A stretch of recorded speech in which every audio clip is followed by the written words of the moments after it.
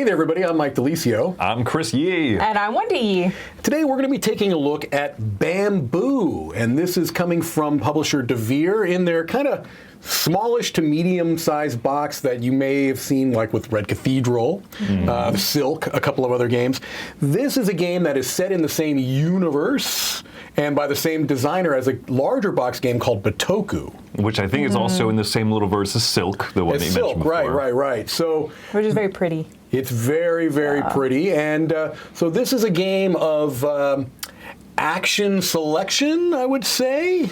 It's tricky to shorthand it. Balance. Let me show you how tricky it is by looking at my very high-level overview. Hopefully you get some sense. Okay, here we see a game of Bamboo set up and ready to go. Bamboo is a game that plays over 4 rounds, and each round has 4 phases. So I'm going to briefly go through those 4 phases. I want to make something very clear. This is going to be a high-level overview, as always for these. This is not a learn-to-play type of a situation. I'm just giving you an idea on how the game plays. All right, so let's talk about the first phase. We've got spring, summer, autumn, and winter. So let's talk about spring. When the marker is on the spring, what you're going to do is you're going to be receiving incense and gifts from the forest. So depending upon how many players there are 4 action markers, or action tiles, I should say, that are going to get shuffled up, and you're going to reveal 1 per player. So in the case of a 3-player game, you would reveal 3 of these. And then in turn order, everyone is going to take a stick of incense of their color and choose one of these tiles. So everyone has their own personal player board. Here you can see one. These are actually double-sided. This is the daytime or the standard side of the board. There is also a reverse nighttime side, which is a more advanced side of the board. But we're going to just talk about the daytime side of the board here. All right. So when you get your incense, you start the game with 3. Technically, you start with 4 because on your first round, you're going to go ahead and take that 4th. And then you would choose one of these tiles. And all of these tiles are related to a particular type of action that is on the board. And you can see those spots kind of delineated right there. So I would take my stick of incense, I would take a particular action, which I'll talk about here in a moment, and then we would go on to the next player and they would all do that in turn. Okay, now we're going to move on to the summer phase of the game, and this is the main phase of the game where everyone is taking their actions. The goal of the game is to gain the most happiness points, which is tracked around the outside of the board, by achieving balance in your house. And so your player board is kind of representing your home, and you're going to be taking actions to allow you to kind of decorate your house and do so in a way, hopefully, that achieves perfect balance so that you can gain the most amount of points possible. All right, so when you are taking your summer actions, what you're going to be doing, I'm just going to lay my player board right there, is you are first going to be checking if you have to pass. And so if you have no bamboo shoots left, no incense sticks, which are down here, then you would have to pass because those are going to be what allow you to take your actions. But if you have any incense sticks, you can go ahead and choose to visit a temple. There are 4 different temples on your board, the purple, green, blue, and red, and they're usually going to have some bamboo shoots that are associated with them, depending upon how you have set up the game. Now, at the beginning of the game, everyone starts with 1 of each color shoot, and then 2 random ones to go along with that. So the first turn, you can pick any one of the temples to go to. On subsequent turns, you do have to move to a different temple, so you can't just stay on the same one all the time. So let's say, for example, I chose to go to the blue temple. I would go ahead and place my action marker there. And since there are 2 bamboo shoots there, I'm going to take 2 of my incense sticks, and I'm going to now make an offering at that temple, all right, which is right there in the blue temple. There are ways that you can put the sticks in different areas by paying coins, and you might want to do that because at towards the end of the round, there's going to be an area majority to determine who wins those little tiles, which are going to give you some boons of some type.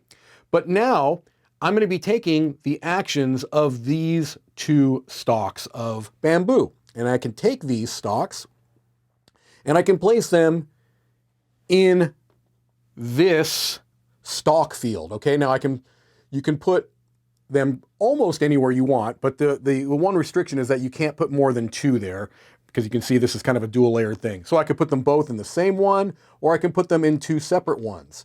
And you'll see why I might want to do that. Once I've placed them, then I can do in either order the actions that correspond to these stalks. So on the top of the stalks, you can see that symbol. That represents a particular action that is out here on this main board. This is a different action that is out here on the main board, and I'll talk about those actions all in just a moment. Once I've taken those actions, then I push these shoots up, and now I've got these 2 new bamboo shoots which are going to go onto my board. Okay, so now this is going to come onto the blue, this is going to come onto the green. This is not the ideal way to show you this because I'm putting it on top of things, but just to give you a general notion on how things go. Then the next player would take their turn after I've taken my actions, and on my next turn, again, I couldn't stay here on the blue. I'd have to move to one of these other temples and spend 1 or more of my incense sticks depending upon where I went.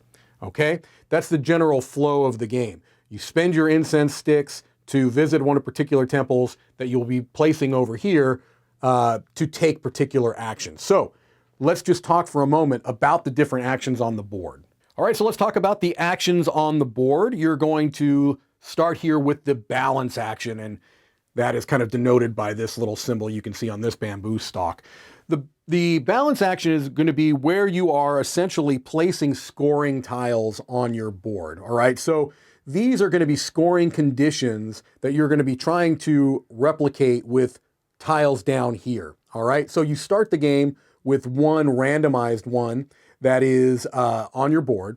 And if you come here, you can do one of 2 things. You can either just gain a happiness point by moving up on the score marker, or you have 2 balance actions that you can take in any combination you like. You can either obtain balance, which just means to get one of these tiles and place it on your board, or you can score balance. And so all of these are going to have a particular scoring condition and an associated number of happiness points. This is saying that in any one of these columns, because it's this kind of center area here, which can work for any of the tiles, if you have this combination of tiles in a column, you could score it and get 5 points. All right. So where these are on your board are going to kind of correspond to where they have to be scored. So these are the leftmost tiles, and these will only correspond to these 6 spots right here. These are the rightmost tiles, and they only correspond to these 6 spots right here. These in the center can be for anywhere. So this particular scoring tile could be here, here, here. It doesn't matter. As long as it's in a column and it shows that combination of tiles in that order, you could score it and get those 5 happiness points. Some of them are going to be specific to, like I said, the left side, and they'll have that little symbol there. This is just basically saying that if you have a bonsai tree anywhere in one of these 6 spots, you could score it for 2 points. Sometimes they're going to be a little bit more complex here, where you have to have this particular tile, this particular type of tile, and then a tile to the right of it to get those 3 points. Okay, so you're either gaining these tiles, which are scoring conditions, or you are scoring them. You can do 2 of those, or you can just get a happiness point. If you are taking them, then they're going to be replaced from the corresponding section of the little dispenser here. Okay, so you've got the leftmost, the rightmost, and then the ones that'll work anywhere. That's the balance action. Next up, you can improve your home. And here you've got an option. You can either just gain a coin from the supply, or you can spend coins and gain one of these tiles that you're going to be placing on your board. So these are going to be the tiles that are representing the scoring conditions over here. So if you remember over, like for example, the one I showed you on this board, if you had a bonsai tree on the left side, you could score those 2 points. So perhaps on a subsequent turn, I might want to spend 3 coins, as it shows here. I would gain 3 points, and then I could take this tile and place it anywhere I want. It would behoove me, in this case, to place it somewhere in this area so that on a later turn, I could then go ahead and score that, all right? You'll also notice that it has a number value on it, in this case, a 3.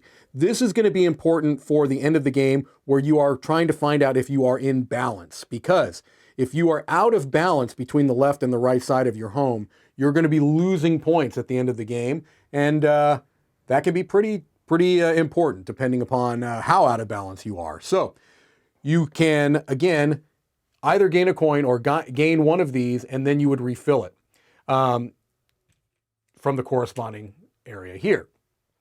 That is improving your home. The next action is funding, which is down here. That is simply just gaining 2 coins from the reserve and putting them into your supply. All right? And then, finally, you can cook. When you cook, you take one of these food counters from the board and you place it on your personal board. You have to have enough food to make it through the winter phase, which we'll talk about in a moment. So not getting any food can be pretty punishing for you if you are filling up your house and don't have the food to cover it. There is also a wild card action, which is represented by a star, like this one here. And that just means that you can take any of the actions that you want. So obviously those bamboo stalks are pretty fought over because they can let you do whatever you want to do. The next phase is autumn, and autumn is where we're going to be invoking the spirits over here. So this is essentially an area majority aspect of the game. You're going to go through all 4 of them. I only have one here as an example. But whichever player has the most incense sticks at that temple is going to be able to claim that spirit for themselves, and it's going to give them some type of a benefit or a boon later on in the game. If it is a tie, for example, like in this case, where you've got all 3 with 1 there, the tie is going to be broken by the player at the top, the person who placed last. So it can be really important the order that these are placed. All right, and so you would evaluate that for all 4 of the temples, and each of the players, if there are sticks there, incense sticks there, you would then claim that tile that could be used on a later turn. And there are many different types of spirits. For example, this can just give you an improve your home action that you can take during the summer period. You would have to tap it and then pay a coin, in this case, to refresh it, so to speak. And so there are a number of different ones there that are explained in the rule book how they work here. Okay? That is autumn. All right, the last phase of a round is going to be winter. And winter, the first thing that you would do is you could wake up the spirits of the forest. You remember I mentioned a moment ago that if you got one of these and you used it during the summer, you could now pay a coin in this case to refresh it so that you could use it again. Then you need to feed your family. And that is going to be dependent upon the number of home tiles that you have in your house at the time. So in this case, if I only had 1 home tile, I would need 1 food. If I had 2 or 3 and I only had 1 food, I'm going to lose a happiness point for every one that I couldn't cover. So if I had 3 home tiles and only 1 food, I would lose 2 happiness points. All right, so that's feeding your family. The starting player marker would move to the next player in clockwise order. Then we're going to update the tile markets here. You can see that little fire flame there. These would get burned, these would move down, they'd get refilled. Same thing would go along here. And then we would fill any empty food spaces with new from the supply. All right? You're going to continue to do this through 4 complete rounds, and then you're going to tally up the final score. And there are a number of ways that you're going to be scoring throughout the game, but as I mentioned before, you do need to make sure that you are as close to in balance as possible, because you're going to lose points based upon how out of balance you are. At the end of the game, the player with the most happiness points is going to win. Let's head back over and let you know what we think. All right, so as we said, this is a game, Chris, and I'm glad you kind of set me up there. This is a game that's hard to kind of quickly and concisely describe. What's so difficult about choose a temple and then you render the incense to the temple, which then allows you to spend that number of the requisite bamboo in order to take the action to plant the bamboo so that the bamboo grow. It's a lot of steps. It is. It is a lot of steps. I do appreciate that the actual round structure at the top is very clean and clear, though. Like you literally just move along, okay, this is what's next. That's true, and most of the action is done in summer. That's usually how these types of games work, where you have these, phases. There'll be one phase where it's your main action phase, and that's certainly the case here. It is procedural, and sometimes that bothers me, and I think in this game it doesn't, because it feels so darn clever, right? Yeah. It really does feel like it's not gimmicky. Like the way that it works makes sense once it makes sense. If you see You what mean I'm the getting? bamboo part specifically? Yeah. Or you mean the whole structure of the round? Well, no, I mean about the bamboo part. Okay. So the idea that you've got those incense sticks, right? And those are going to be primarily the kind of the strength of the action that you're taking, but you're kind of setting yourself up, and just kind of how that works, that procedure. In certain games, I think it might not work. In this one, I feel like it does. Yeah, I'm really charmed with that whole idea. I love that and I think that the reason is that every step of one action, one turn, is meaningful. The incense sticks going to a temple makes sense. You're fighting for majorities. Then you use the bamboo for the action, and it's color code, and that makes sense. And then you carry out the actions. When you plant them, you're setting up the different color for the next actions that you're doing. Like every part of it is meaningful and is a fun point of puzzly and trying to figure out what you're going to do next. Yeah, I do feel like this is a game that's going to be difficult to teach the first time to new players. I think that it's going to take. It's one of those games where I feel like you need a round or so to kind of feel the flow of things and understand how what you're doing now is going to affect future actions, future turns, things along those lines. And that also gets into something that Chris and I were talking about a little bit before we even started recording, is that depending on the type of gamer you are, I do feel like this is a game that could lock you up. I think that that's very true. Yeah. And in fact, so my preconceived notion for this was Chris had played like a 4-hour game of this. Like it was excessively long. And I thought, okay, this is super heavy, very, very, thinky, puzzly, all of that. And then we played a game in an hour and a half. Right. And I was like, oh, okay.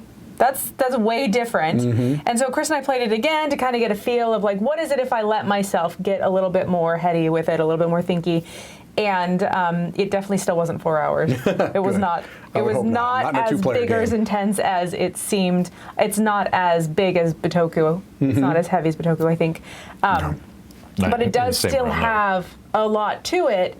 And I wanted it to be a little bit more forward think. I wanted to be able to think a little farther forward, because I think that bamboo mechanism is super, super clever. With, as you are playing those actions, you're moving up the bamboo to collect more actions, so you need to decide what you want to do in the future.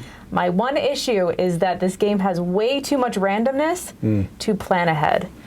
As the tiles come out, as where people are going round around, like that just gets it for me. And that checks out, right? Because I don't want to speak for you, but I think you've mentioned you prefer strategic games. Yeah. I prefer tactical games. And so I think this is more on the spectrum of tactical, because fly by the seat of your pants. Yeah. What's out there is out there. Let's go. On your turn, the only thing you can really affect is what bamboo you're going to get for your next. You can't plan ahead to your next turn around. It's only like on that actual turn. You're like, okay, I'm going to try to get these 3 stalks. I know I can do that. You can't be thinking about your next turn after that. And the tiles that come out, obviously, there is a randomness element to that. Again, that's where the tactical side of me, this scratches that itch, because it's like, okay, how do I keep myself as kind of nimble and adroit as possible so that I've got multiple tiles that will fulfill these things? To me, that's almost like a puzzle within a puzzle, is to set up that area above those scoring balance tiles, set them up in such a way that you're not waiting for one tile. So that one tile might fulfill 2 or 3 of those. You know what I mean? That to me is the type of puzzle I like. But if you're a strategic gamer, I can see that would not be necessarily something you would like. Yeah, and see, I like that second half of the puzzle. That how many of these objectives can I fulfill with as few tiles as possible? Sure. I think that's fun. It's interesting though, because like the game that Chris and I played, we had my starting tile. That is like one of the big ones that you're kind of points you in a direction. It's usually worth quite a bit of points.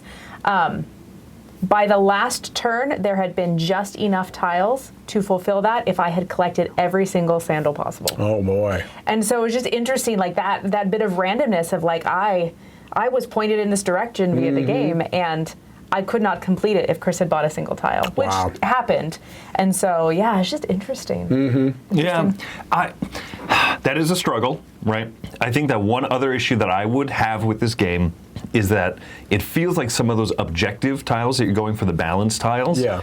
It feels like some of them are harder to accomplish than other ones, especially the ones where you have to do a whole row Right. across, and they're worth like 1 or 2 more points Sure. than some of the column ones. And I think that's odd.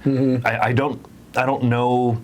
I can't speak and say these are imbalanced, whatever, Sure. but they don't feel rewarding enough for doing something more challenging. And that's about where my complaints kind of end. Oh, I have Yeah. one more complaint. Okay. Oh, I was like, I have one more complaint. One of the player boards is a panda family, and the other 3 are not pandas. I have a huge issue with that. I have yet to be the panda family. you keep giving people the opportunity to choose, Chris. I want them to let me have the chance to be the pandas. I don't want to call it. That's less meaningful. You want it out of the goodness of your heart? Okay, my other complaint about this is the sizing. Okay. Now, I know they wanted to fit it in this smaller box. I don't really understand why, because I know that there are other bigger games like Bitoku. I had trouble just seeing across the table because the things that you're putting on your board, the little tiles or the stuff you're collecting, has a picture on it, but it's a very tiny tile. And then in a tiny little corner, it has the icon that says what type of tile that is. And I really struggled seeing those from a distance. And as well as just a couple other things, like the one-time abilities that you can gain from the area majority. Those also have very tiny, like this is the cost. So if I am planning on collecting that tile, I've won it, it's across the board, and then I realize, oh, it costs 2, not 1. Because I can't see that across the table. It's too tiny. And I don't mean they need to make it like a giant sprawl. It doesn't need to be as big as Bitoku, but it needs to be a little bit bigger for me, like 20%, 30%. It's a 2-foot board, almost a 2-foot board, make it 2 feet, something like that. I didn't have as much of an issue, although I can understand why that would be. I guess reusability, my issue was more on the player board, that it was a little bit tight to move your action marker. Sure. I think they were pushing it there. There were also a couple of little things like, the game comes with these nice little constructs to put together to put the tokens in. Little trays, and inexplicably, one of each of the level 1 and level 2 tokens will not fit in there. You got to stick them in the other one at least. It doesn't become an issue once setup is complete, but the OCD in me drives me a little bit nuts. Oh my gosh, yes. Yeah. And also, I will say, just to kind of back up what Wendy was saying, there were non-players who came by while we were playing the game that I won't name, Tom Vassell, who said, this seems like this is a much bigger game that looks too small to me. So I don't think you're going to be alone there. Yeah. To me, it's tough, though. I love this size box. I love this size box, and I love the fact that it doesn't chew up your whole table, especially since everyone has their own player boards. But if that usability thing, I'm glad you brought it up because I think it will be an issue for some people. It wasn't as bad for me, but it is something to mention. And I think they could have increased the size of the graphics of the type of tile, and I think it could have been bigger already on that size of tile. But I will just say that I am really happy that this is a smaller box because it is immediately disarming. I think that you approach this game, at least I do, right, in more of a I'm here to play this game and experience some nice fun, some balance, some zen, whatever words you might use to describe it. If it came in a bigger box, I would think, okay, heavy game time. Right. And this isn't that. For me, this is just a game that flows really nicely, very tactical. I'll just kind of see what comes up. I want to try to balance the size of my board. I want to try to fulfill these contracts. There's only 4 types of actions in the whole game. It's not a heavy game. So I like that it comes in the smaller box for that reason. It feels like the right size. It's maybe a little bit thinkier, but it's not heavy. It's not. It's not a daunting game whatsoever. I think that the box size, the cute art, all of that stuff ties into that experience you get from it. That's interesting because I feel like the box size makes it look smaller than the game that you get. I always I come from that different perspective. I guess that's just I kind of like that. I felt the same way about Red Cathedral. Big game in a small box. For some reason, I like that. And but I get what you're saying too, because I think it's just 2 different approaches to the same kind of thing. So, Who wants to start off with their final thoughts? I assume that I am low, so I'm going to Okay. start. I'm going to give this a 7. Okay. I did enjoy it. I would recommend it. However, I just got frustrated with aspects of it. Sure. And that to me, I can't give it more than a 7 because the tactical nature. I enjoy aspects of area majority, and I like in general what's going on. But when you add all the other randomness in, I can't plan for that area majority as I want to strategically. And the same thing, if you were to take that out, I really like the puzzle that's going on and the balance and the making those objectives meet while trying to create that balance. I really enjoy what's going on there. However, when you add in that area majority, I then am more worried about that than I am the actions that I'm taking. Sure. So it's just an interesting combination for me, but I still very much enjoy it. I would definitely teach it. I would have fun playing it again. So that's what I give Bamboo. I'll go ahead and go next. I'm giving it an 8.5. I think it's outstanding. This is a game that I feel like, you know how we talk about oftentimes games that have kind of like interlocking gears, right? This feels like that, but on a much smaller scale, right? So for a game of this weight, I feel like it has a lot of cleverness. That's the word that comes to mind when I'm playing this. Is it feels clever. It is very tactical, and so I can understand why strategic, gamers may not like it as much. And I also can see why that would lock them up because they're trying to find the strategy in something that is inherently more tactical. And so you might think, gosh, if I look hard enough, I'm going to find those extra 1 or 2 points. This probably isn't that type of game. This is, like you said, 4 actions with a very clever action selection system. I like the idea of the thematic tie-in with the balance and the mechanics of the game. It is a small game that feels bigger than it is, and that's going to be your preference or not. But for me, I really, really like this. This hits on a lot of cylinders for me. So an 8.5. I'm giving it a 9. Woo. I really love this game. The bamboo, like I said, is such a fun idea. Okay, I'm going to activate all the bamboo of one color, and you're sitting there thinking, oh, I could activate a lot of bamboo and kind of throw down 4 incense sticks in that green temple, and you're basically it's kind of like Las Vegas, the little dice chucking. Do I just go with a tour de force right at the beginning and say, come at me, you try to outdo me on green, but then if someone does.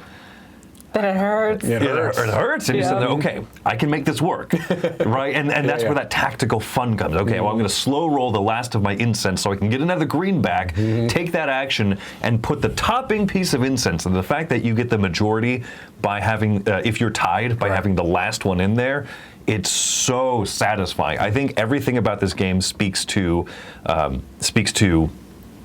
relatively smooth. I think you said it best, Mike. I'm not going to try and reinvent the wheel.